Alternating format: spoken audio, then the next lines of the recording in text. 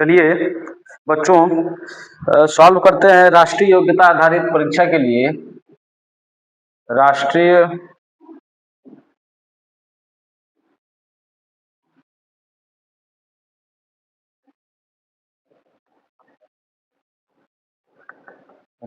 योग्यता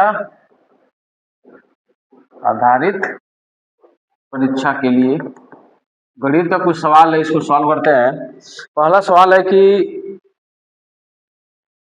कह रहा है कि 5 सेंटीमीटर त्रिज्या के एक वृत्त की परिधि तथा त्रिज्या का अनुपात क्या होगा। कह रहा है क्वेश्चन 5 सेंटीमीटर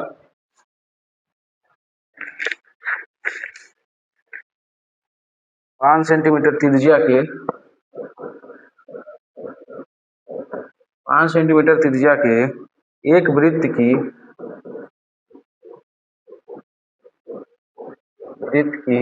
परिधि तथा त्रिज्या का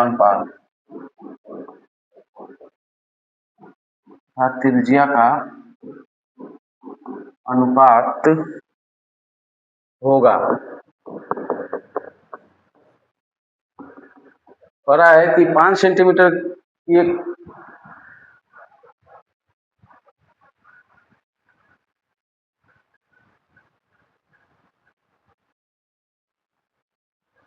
5 सेंटीमीटर त्रिज्या के एक वृत्त की परिधि है तथा उसका त्रिज्या का अनुपात क्या होगा। तो हम जानते हैं कि वृत्त की परिधि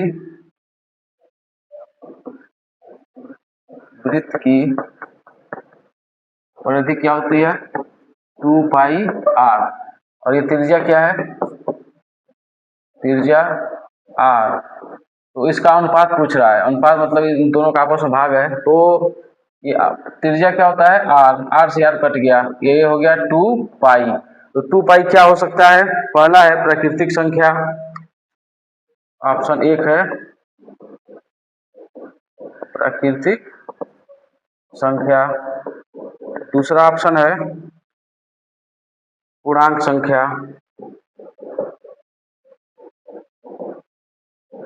तीसरा है परिमेय संख्या।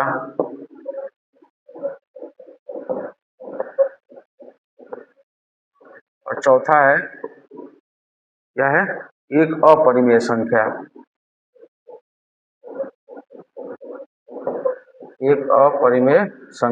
तो हम जान रहे हैं कि पाई क्या होता है अपरिमेय। ये 2 पाई है 3 पाई है, क्या हो जाएगा यह एक अपरिमेय संख्या हो जाएगा। अगला सवाल है कि सैमसंग 5 किलोमीटर और 52 मीटर बस से, 2 किलोमीटर और 265 मीटर कार से और शेष दूरी 1 किलोमीटर 30 मीटर 1 किलो और 30 मीटर पैदल दूरी चलता है। देखिए सवाल है, क्वेश्चन क्या है, सैमसंग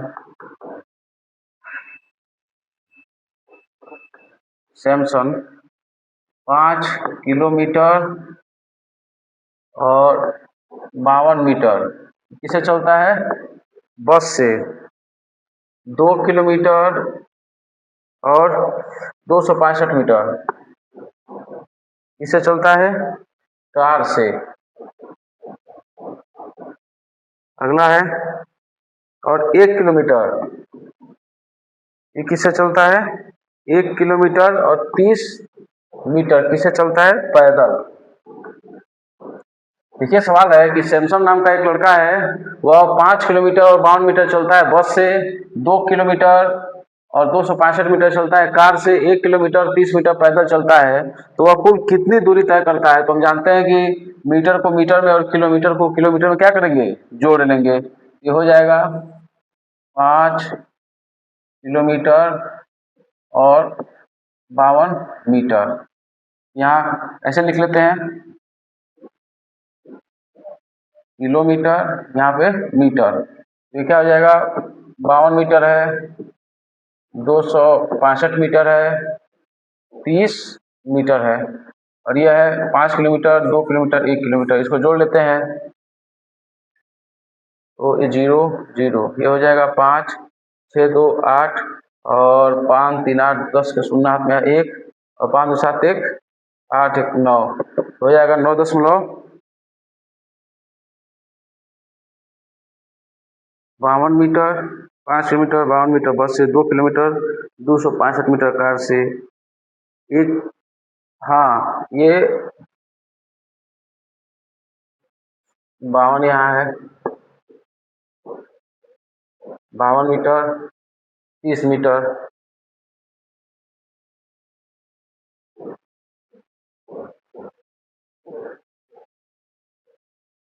30, 5 2 7, 5 2 7 और 6 5 11 और 12 13 14 के 4 हाथ में 1 2 1 3 और 5 2 7 1 8, 8.347, 8.347 यह किलोमीटर क्या करता है, टोटल दूरी तय करता है। देखिए ये लिखा है 52 मीटर, अब ये 52 मीटर है और इसके आगे जीरो बढ़ाएंगे तो हो जाएगा 520 मीटर, तो इसके पहले जीरो बढ़ाना पड़ेगा, क्या हो जाएगा, ये 52 मीटर है, यह 265 मीटर और ये 30 मीटर है। मीटर को मीटर में जोड़ लेंगे, किलोमीटर को किलोमीटर में जोड़ लेंगे, तो टोटल कितना दूरी चल रहा है, 8 किलोमीटर और 347 मीटर। इसको फिर से देख लेते हैं,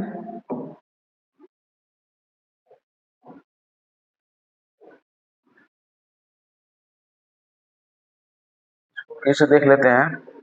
कह रहा है कि किलोमीटर है तो किलोमीटर के नीचे किलोमीटर लिख ले रहे हैं, मीटर के नीचे मीटर से, और सैमसंग 5 किलोमीटर और 52 मीटर बस से चल रहा है, 5 किलोमीटर और 52 मीटर।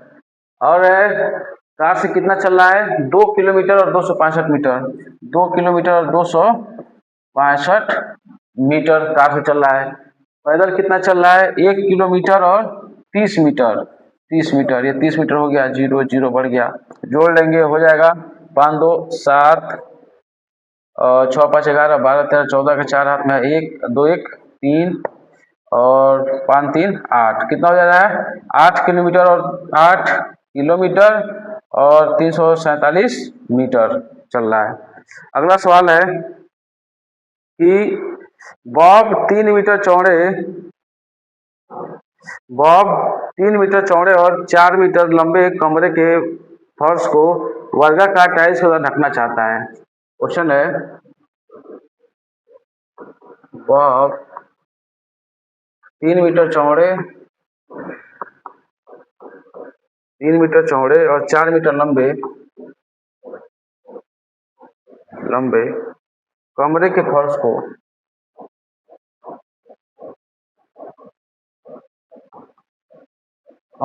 फर्श को वर्गाकार टाइल्स के द्वारा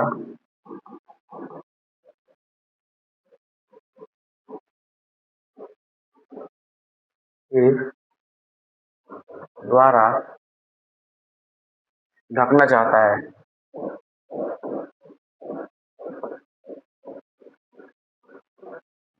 है। वर्गाकार टाइल्स की भुजा का माप 0.5 मीटर है। यदि वर्गाकार टाइल की भुजा का माप 0.5 मीटर है, तब फर्श को ढकने के लिए कितने टाइल्स चाहिए, तब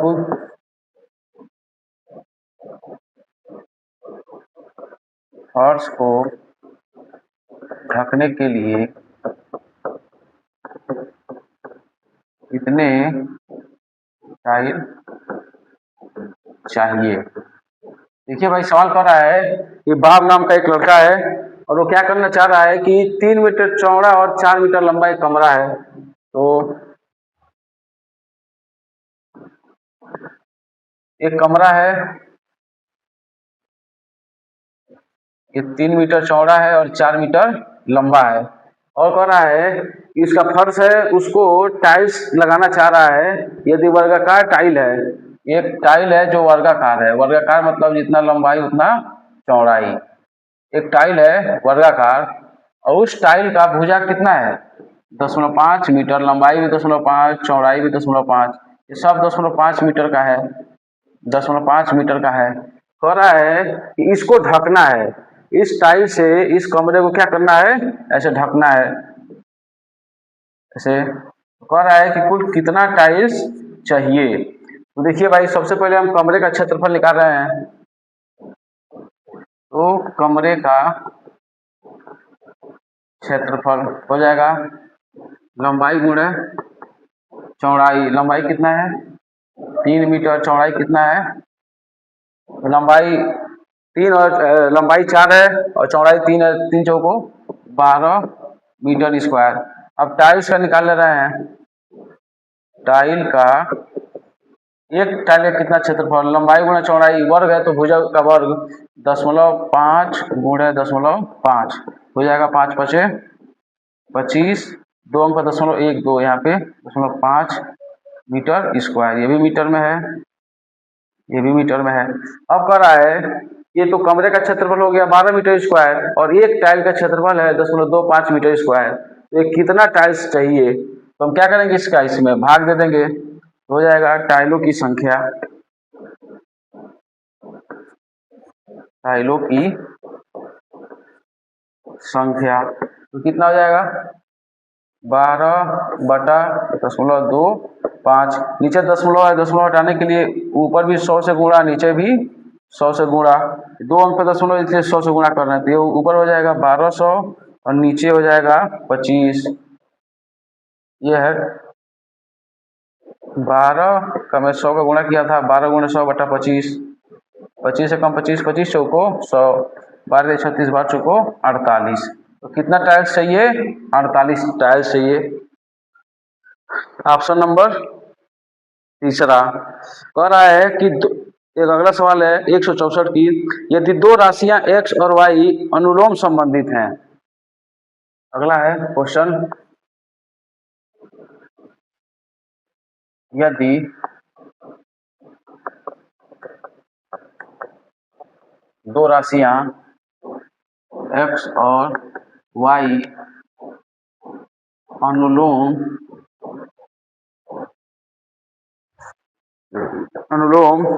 संबंधित हैं। अनुलोम संबंधित का मतलब ये हुआ, अनुलोम संबंधित का मतलब ये हुआ कि अगर x का मान बढ़ रहा है, x की वैल्यू बढ़ रही है तो y की वैल्यू क्या होगी, बढ़ेगी। प्रतिलोम का मतलब क्या हो गया, प्रतिलोम का मतलब उल्टा, मतलब अगर x का मान बढ़ रहा है तो y का मान क्या हो जाएगा, घटेगा।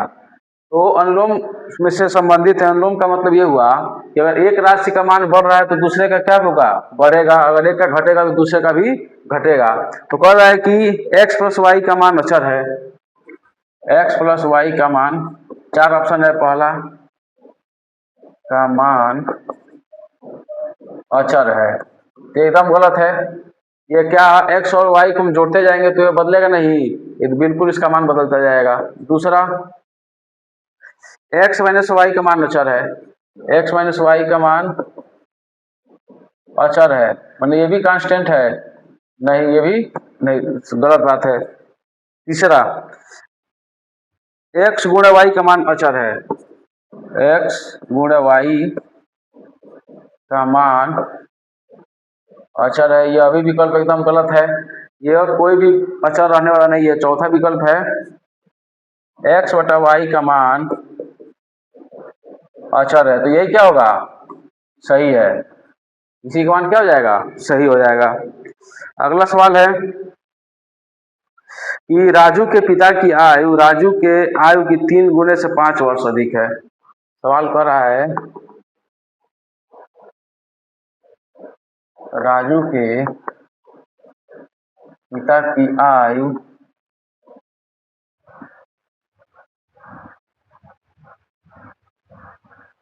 राजू के पिता की आयु राजू के आयु की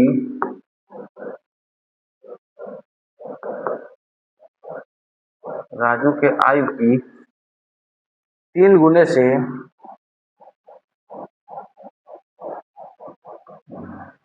से 5 वर्ष अधिक है।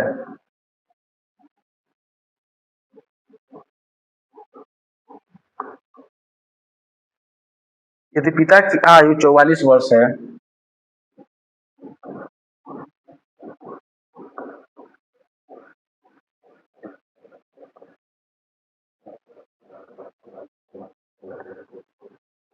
है तो राजू की आयु है तो राजू की आयु है, चार ऑप्शन दिया है, ए बी सी डी। क्या क्या ऑप्शन है भाई? कह रहा है कि राजू के पिता की आयु राजू के आयु की 3 गुने से 5 वर्ष अधिक है। यदि पिता की आयु 44 वर्ष है तो राजू की आयु है 13, 26, 39, 24। 13, 26, 39, 24। कह रहा है कि राजू के पिता की आयु राजू के आयु के 3 गुने से माना। देखिए भाई, ये बहुत हर पेपर में आने वाला है। राजू की आयु x वर्ष है, तब पिता की आयु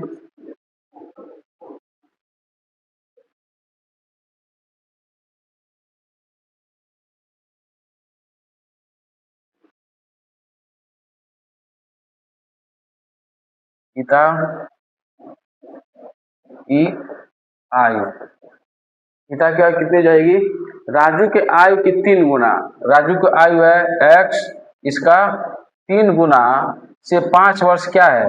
ज्यादा है। जो कहा गया है गणित में, ये भाषा में लिखा गया है, ये पूरा सवाल भाषा में है। मैं इसको गणित के रूप में लिख दिया कि राजू के आयु की 3 गुना। राजू का आयु x वर्ष है, इसका 3 गुने से 5 वर्ष क्या है? ज्यादा है। और पिता की आयु कितना है? 44 वर्ष है। ये कितना है? 44 वर्ष। तो हम देख रहे हैं कि 3x धन 5 बराबर 44। 5 इधर प्लस में जाएगा तो घट जाएगा। 3x बराबर 44 माइनस 5, 3x बराबर 44, 14 से 5 गया, 9 5 14, यहाँ बचेगा 3। 3 से कट जाएगा, 3 एकम 3 और 3 3 9, तो हो जाएगा x बराबर 13 वर्ष। राजू की उम्र कितनी है? 13 वर्ष। ऑप्शन नंबर पहला ही क्या हो जाएगा? सही हो जाएगा।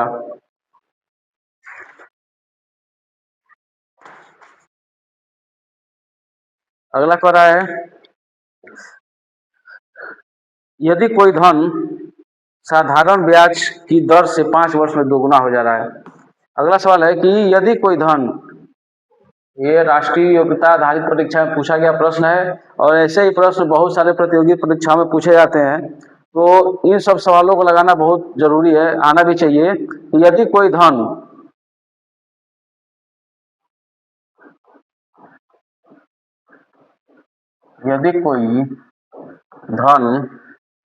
साधारण ब्याज की दर से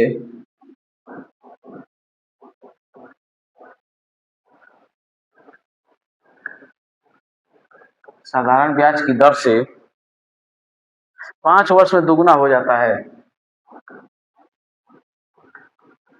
5 वर्ष में दुगुना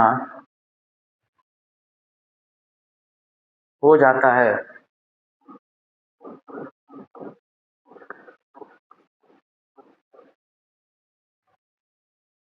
तो 3 गुना होने में कितना समय लगेगा?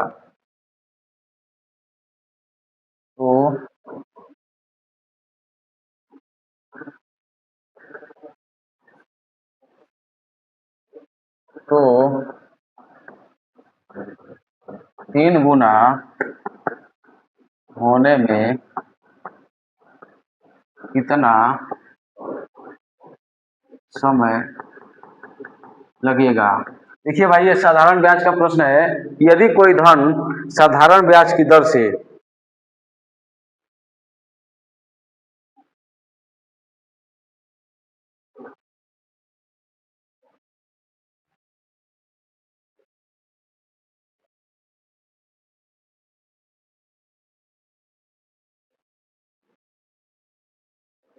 यदि कोई धन साधारण ब्याज की दर से 5 वर्ष में दोगुना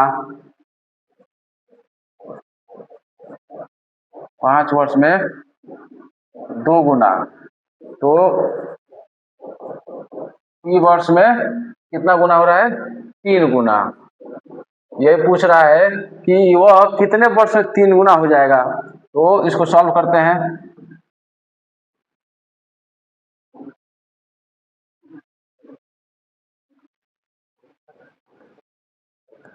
इसको सॉल्व करते हैं कि हम जानते हैं कि मूलधन क्या है, माना मूलधन बराबर 100 रुपया, 100 रुपया। मान रहे हैं कि वो धन कितना था, 100 रुपया। तो 5 वर्ष में दोगुना हो गया। तो दोगुना क्या हो जाता है, ये मिश्रधन है। इसमें क्या है, मूलधन भी है और ब्याज भी है। तो मूलधन कितना हो जा रहा है, 2 गुना, मतलब 200 रुपया हो जा रहा है। समय कितना लग रहा है, समय लग रहा है 5 वर्ष। अब देखिए मूलधन कितना था, 100 रुपया, मिश्रधन कितना हो गया, 200। हम किसी को 100 रुपया दिए हैं, वो हमें 200 लौटा रहा है। इसका मतलब यह है कि 100 रुपया तो मेरा मूलधन दे रहा है और बाकी का 100 रुपया क्या है, मेरा ब्याज। तो यह ब्याज कितना हो गया, ब्याज हो गया 100 रुपया। तो हम जानते हैं साधारण ब्याज बराबर मूलधन गुणे दर गुणे समय बटा 100। तो ब्याज कितना है, 100 रुपया, मूलधन कितना है, 100 रुपया, समय कितना है 5, मूलधन गुणे दर कितना है, आर परसेंट मान ले रहे हैं। दर कितना है, R% मान लिया, दर बटा 100। 100 से 100 क्या हो गया, कट गया, 5 से कटेगा, 5 एकम 5, 5 दूना 10, 0। आर बराबर क्या हो गया, 20%। आर का मान कितना हो गया, 20%। दर कितना आ गया, 20%। अब पढ़ रहा है तो 3 गुना होने में कितना समय लगेगा, कितना गुना होना है, 3 गुना। 3 गुना होना है, 3 गुना होना है। तो मूलधन कितना है, 100, 3 गुना होना है मिश्रधन। अब मिश्रधन कितना होना है, 3 गुना, तो हो जाएगा 300। तो साधारण ब्याज कितना हो गया, 200। दर कितना आ गया था, 20%। तो हम जानते हैं साधारण ब्याज सिंपल इंटरेस्ट में मूलधन गुणे दर गुणे समय बटा 100। साधारण ब्याज कितना है, 200, मूलधन कितना है, 100, दर कितना है, 20, समय कितना है, T बटा 100। ये 100 से 100 क्या हो गया, कट गया, 0 से 0, 2 एकम 2, 2 दहिया 20। T का मान कितना आ गया, T का मान आ गया 10 वर्ष। तो 10 वर्ष में क्या हो जाएगा, 3 गुना होने में कितना समय लगेगा, 10 वर्ष। अगला है कि निम्नलिखित में से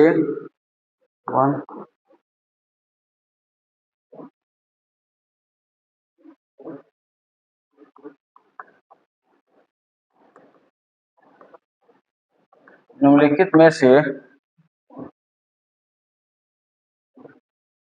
में से कौन सा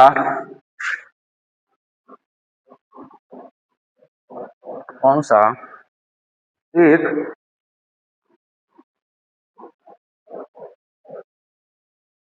पाइथागोरियन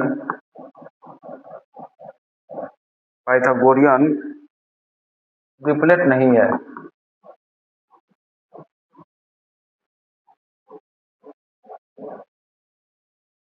और निम्नलिखित में से कौन सा एक पाइथागोरियन ट्रिपलेट नहीं है। पाइथागोरियन ट्रिपलेट मतलब ये हो गया कि कोई भी तीन भुजा होगा और जो सबसे बड़ी भुजा होगा उसका वर्ग जो 2 छोटे वाले हैं उनके वर्गों का योग क्या होना चाहिए, बराबर होना चाहिए।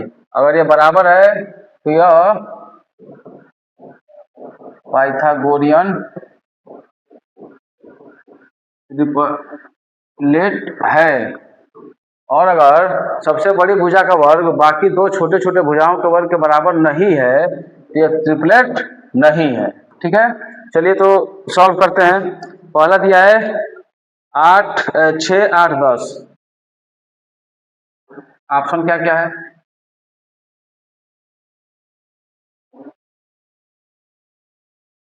पहला ऑप्शन क्या है, 6, 8, 10, 6, 8, 10। दूसरा ऑप्शन क्या है? 3 4 5, ये तो ऐसे ही है, 3 4 5, ये बहुत कॉमन चीज है।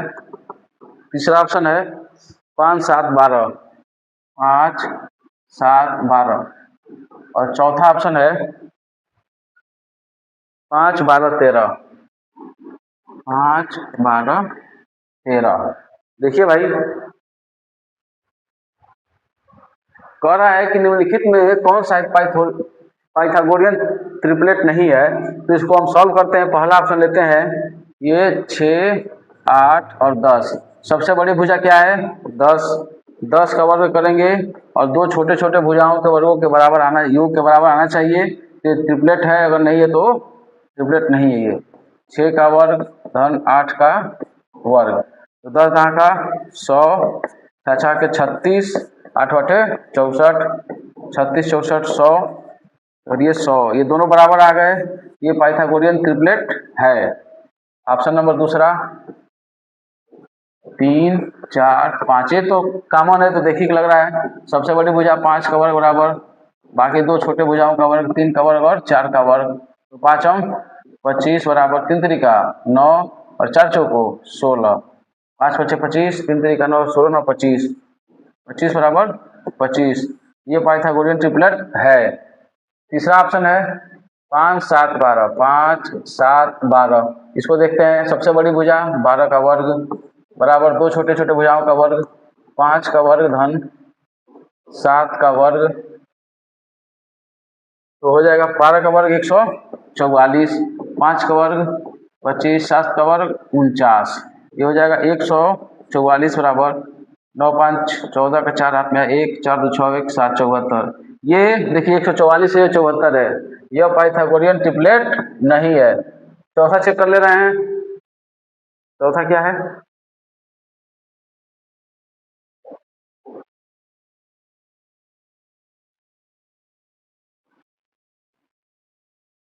चौथा क्या है? 5 12 13, 5 12 13। सबसे बड़ी भुजा 13, 13 का वर्ग बराबर दो छोटे छोटे भुजाओं का वर्ग, 5 12 का वर्ग 13 का वर्ग, 13 का वर्ग 169, 12 का वर्ग 144, 5 का वर्ग 25, 5 4 9, 4 2 6, 169। ये भी क्या है? 169।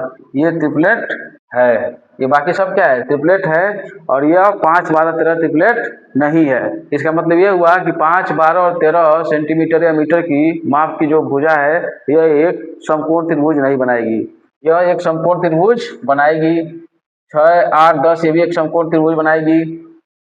5 7 12 ये त्रिभुज समकोण त्रिभुज बनाने वाली नहीं है, और 5 12 13 ये एक समकोण त्रिभुज बनाएगी। तो ऑप्शन नंबर तीसरा क्या है?